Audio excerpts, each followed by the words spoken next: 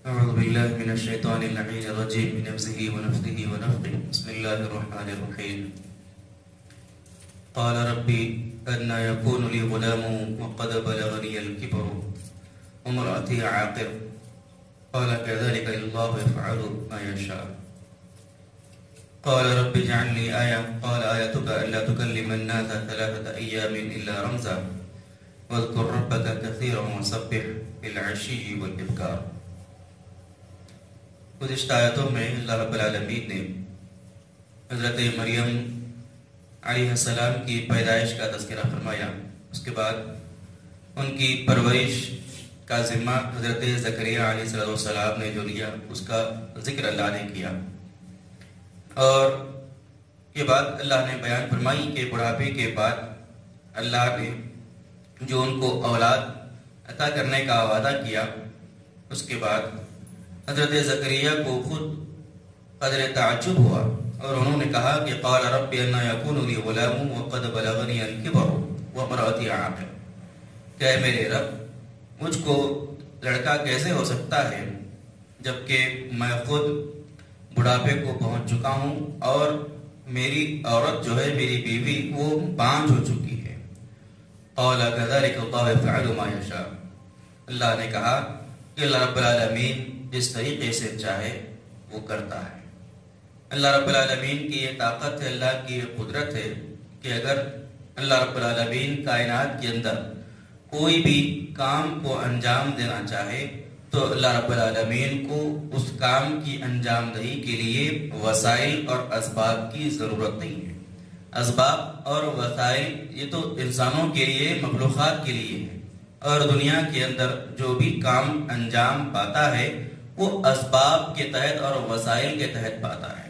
اور بیٹے کا ہونا یا اولاد کا ہونا دنیا کے اندر یہ بھی ایک وسائل کے تحت ایک اس کا اللہ رب العالمین نے وسیلہ رکھا ہے، اس کے اسباب دنیا کے اندر رکھے ہیں.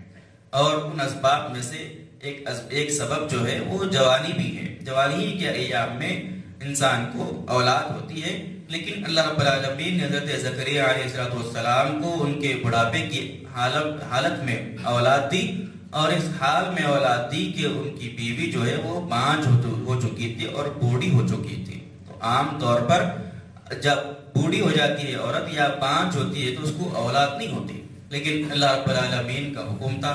یہ اللہ رب العالمین کی طاقت، اللہ کی قدرت ہے.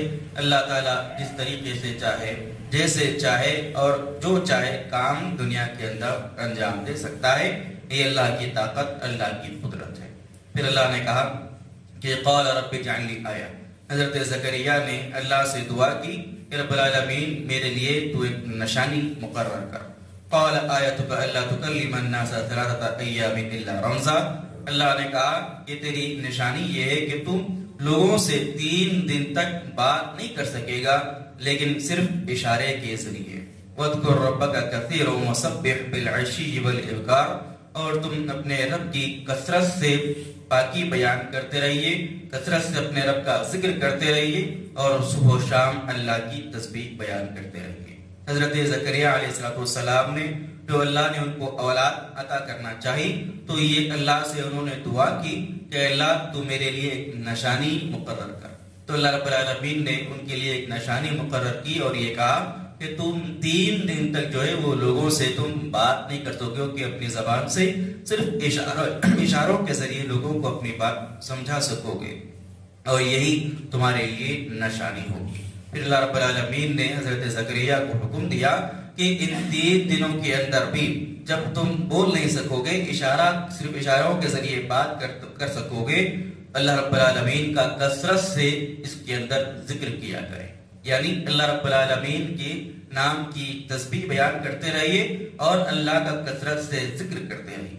محدثین نے، مفسرین نے اس آیت کریمہ کے اس ٹکڑے سے یہ مسئلہ مستنبط کیا کہ انسان پر اللہ رب العالمین کا جتنا زیادہ انعام اور اکرام ہوگا انسان کے لیے لازم ہے کہ وہ اللہ تعالیٰ کا اتنا ہی زیادہ ذکر کرے. اللہ پر، اللہ رب العالمین کا ہم پر جتنا احسان ہے، جتنا انعام ہے، جتنے اکرامات ہیں، اللہ رب العالمین کی جتنی نعمتیں ہم پر نازل ہوتی ہے، ہم پر یہ لازم ہے کہ ہم اللہ کا اتنا ہی زیادہ ذکر کریں، اللہ رب العالمین کی اتنی ہی زیادہ تسبیح اور اللہ رب العالمین کی تحلیل بیان کیا کریں.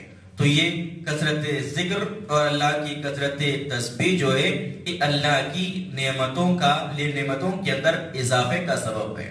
جب ہم اللہ کو یاد رکھیں گے، اللہ کا ذکر کریں گے کثرت سے اور اللہ کی نعمتوں پر اس کا شکر بجا لائیں گے تو اللہ رب العالمین اپنی نعمتوں میں اضافہ کرے گا ہم پر اور اپنی نعمتوں میں اور برکت عطا فرمائے گا. اللہ رب العالمین سے دعا ہے اللہ تعالیٰ ہم تمام کو قرآن مجید کی ان آیات کو پڑھنے، سیکھنے، سمجھنے، اس پر عمل کی ہم کو توفیق عطا فرمائے. آمین. سبحانک اللہم و بحمدک، اشہد ان لا الہ الا انت، استغفرک و اتوب الیک.